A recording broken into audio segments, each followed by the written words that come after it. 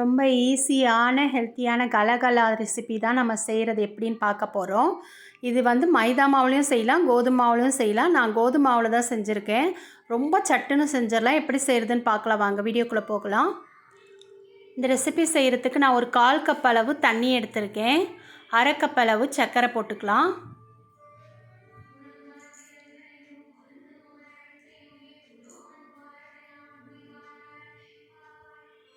Baking soda இருக்குது இல்லையா, அதுதான் ஒரு 2 சிட்டிகை போட்டுக்கலாம்.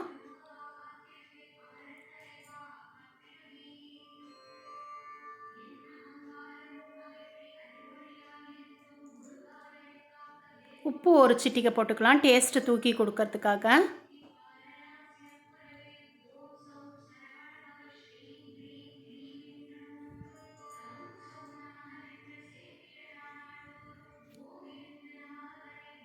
நெய் ஒரு 3 ஸ்பூன் விட்டுக்கிறேன். ஒரு 1/4 கப் அளவு கணக்கு வச்சுக்கலாம்.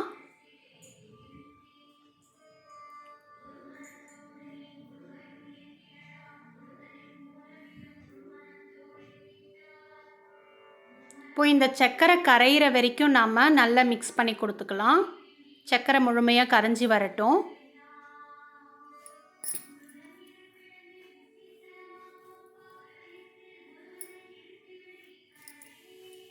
இப்போ சர்க்கரை நல்லா கரைஞ்சிருச்சு. நான் 1 கப் அளவு கோதுமை மாவு எடுத்திருக்கேன். இப்போ நம்ம கைகள் அளவே மெதுவாக மிக்ஸ் பண்ணி கொடுத்துக்கலாம். நல்ல ஒரு சப்பாத்தி மாவு பக்குவத்துக்கு நம்ம மிக்ஸ் பண்ணி எடுத்துக்கலாம். இப்போ பாருங்கள், நல்ல ஒரு கெட்டியான பக்குவத்துக்கு மிக்ஸ் பண்ணியாச்சு. இது அப்படியே 1 மணி நேரம் ரெஸ்ட் கொடுத்துடலாம்.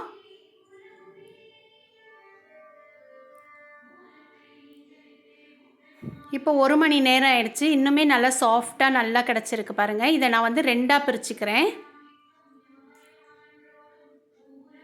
இப்போ நம்ம சப்பாத்தி மாதிரி திரட்டி எடுத்துக்கலாம். அந்த அளவுக்கு மெலிசாக திரட்டக்கூடாது. நல்ல ஒரு திக்னஸோடு நம்ம திரட்டி எடுத்துக்கலாம். லைட்டாக வர மாவு தூவிக்கலாம்.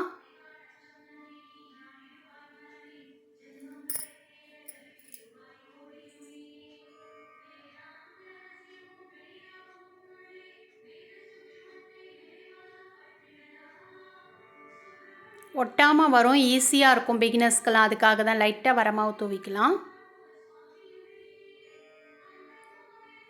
சப்பாத்தி மாதிரி மெலிசாக திரட்டிடக்கூடாது, கொஞ்சம் திக்னஸோடு இருக்கணும். அப்போ தான் அந்த சாஃப்ட்னஸும் இருக்கும், நல்ல முறுமுறுப்பு தன்மையும் இருக்கும்.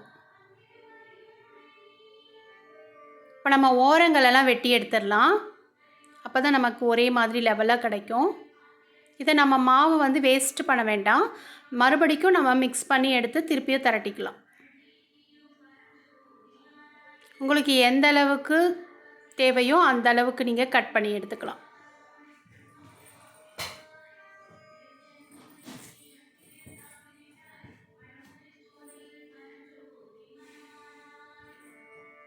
எவ்வளோ ஈஸியாக கட்டாகி வருது பாருங்கள். அந்த அளவுக்கு இருந்தால் தான் நல்லா மொறுமொறுவாக நல்லா சாஃப்டாக நமக்கு கிடைக்கும்.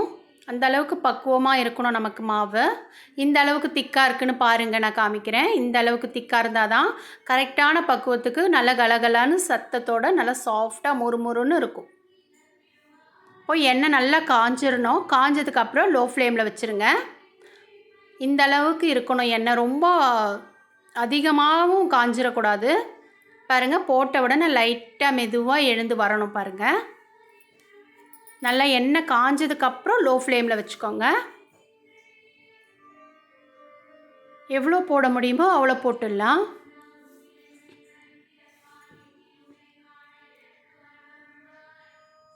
இப்போ மெதுவாக மேலே எழுந்து வருது பாருங்கள்.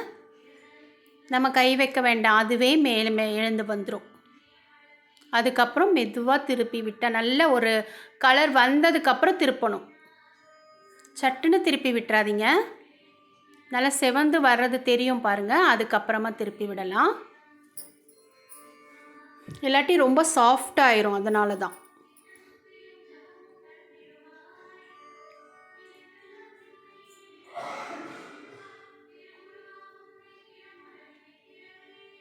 இப்போது மெதுவாக திருப்பி விடுங்க.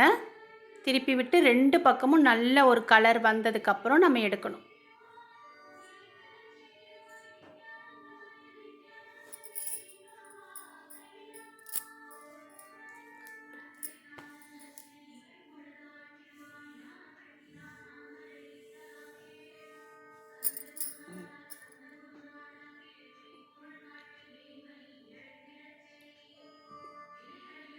ஒரு நல்லா திருப்பி விட்டதுக்கப்புறம் நல்ல கலர் வந்துருச்சு பாருங்கள். ரொம்ப நேரமும் வச்சுருக்கக்கூடாது, கரெக்டான கலர் வரும்போதே எடுத்துடணும். அப்போது நம்ம இறக்கும்போது இன்னுமே நல்ல கலர் கொடுக்கும். இல்லைனா கரிஞ்சு போயிட்டு டேஸ்ட்டே மாறிடும். இந்த அளவுக்கு எடுத்துக்கோங்க, கலர் கரெக்டாக இருக்குது. இதே மாதிரி எல்லாத்தையும் செஞ்சு எடுத்துகிட்டு வந்துட்டோம் பாருங்கள். சூப்பராக இருக்கும். நம்ம மைதாவில் செஞ்சாவே ரொம்ப நல்லா தான் இருக்கும். ஆனால் நம்ம மைதாவில் செய்யலை, கோதுமை மாவில் செஞ்சோம். ரொம்ப ஹெல்த்தியாக இருக்குன்றதுக்காக இதை செஞ்சு ஒரு 10 நாளைக்கு நம்ம டப்பாவில் போட்டு வச்சிட்டோன்னா குழந்தைங்க கேட்கும் போதெல்லாம் கொடுக்கலாம். எந்த அளவுக்கு சாஃப்டாக மொறுமொறுவாக இருக்குது பாருங்கள். இந்த அளவுக்கு இருக்கணும். இந்த கிறிஸ்மஸ்க்கு எல்லோரும் இந்த ரெசிபியை ட்ரை பண்ணுங்கள். தேங்க்யூ.